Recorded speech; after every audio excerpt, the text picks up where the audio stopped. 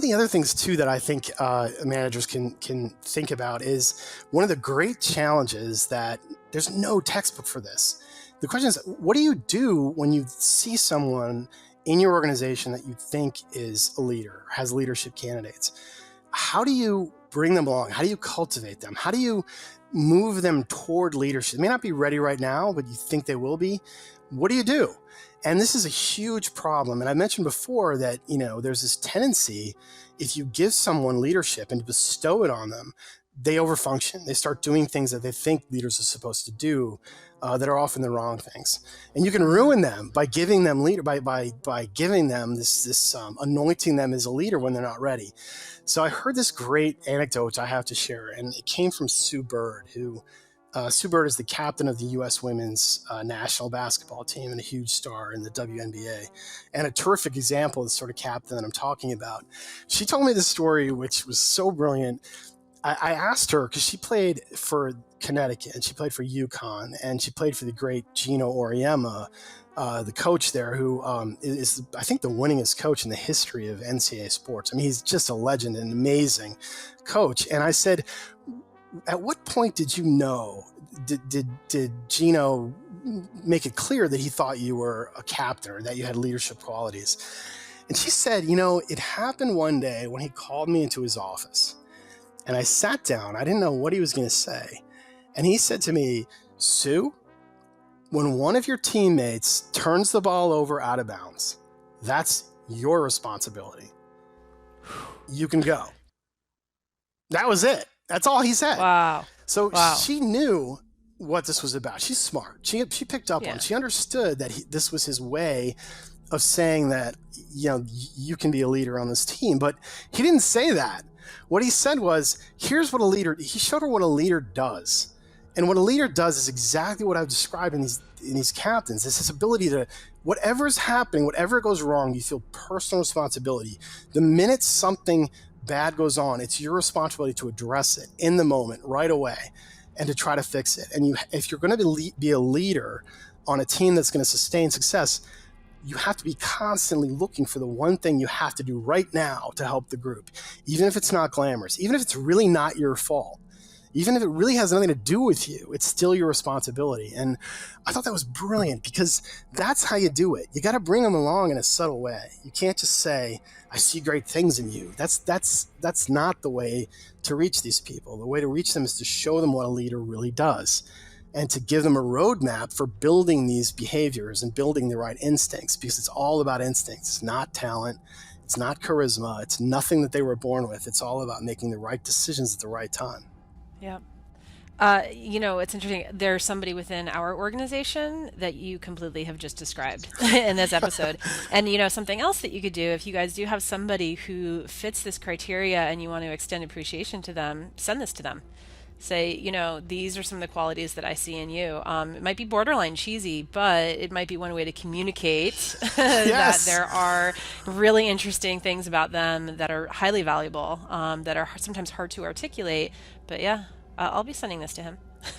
It's funny, that's probably the thing that has been the best about this book and the reaction that I've had to it. I talked to one of the captains of an U.S. Olympic team, and she had been chosen to be the captain, and was sort of baffled by this because she didn't see herself as leadership material. And the people who run the team, had read the book and thought, she had the sort of characteristics that they were looking for.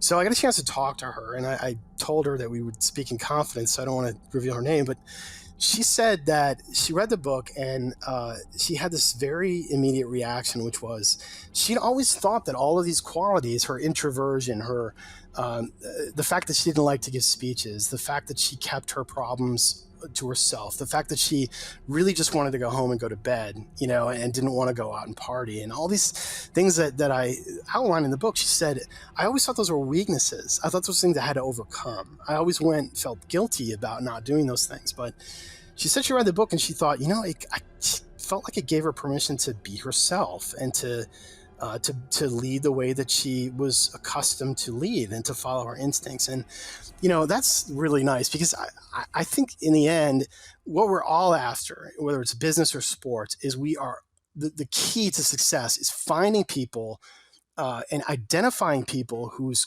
traits and qualities are undervalued. Hmm. And, statistics can tell us a lot in sports. We've gotten so good at knowing really the true statistical value of a player from what they do, and counting everything they do. But the great unknown is leadership. It's not something we ever look for. And most of the teams that I've spoken with say they have a box where they rate people on leadership, but there's no criteria. There's no qualities. There's no methodology to it. They just kind of give a ballpark figure for whether they think someone has leadership qualities or not. That is one of the great undervalued assets, not just in sports and in business, is finding these people who don't look like much, who are not interesting, who are not great talkers, who are not going to bowl you over, who might be the last person anyone would ever think would be the leader of the group.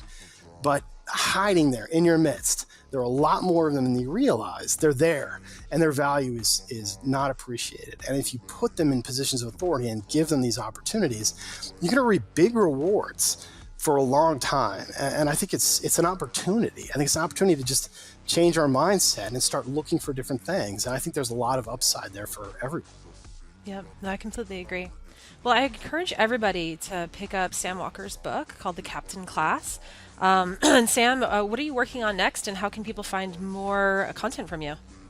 Well, I am soon going to be starting a new job at the Wall Street Journal, which is I'm going to be a columnist, and I'll be writing about leadership and management for a new Saturday section the paper is launching. And I'll also be doing some consulting and some speaking and appearances talking about the results of the book.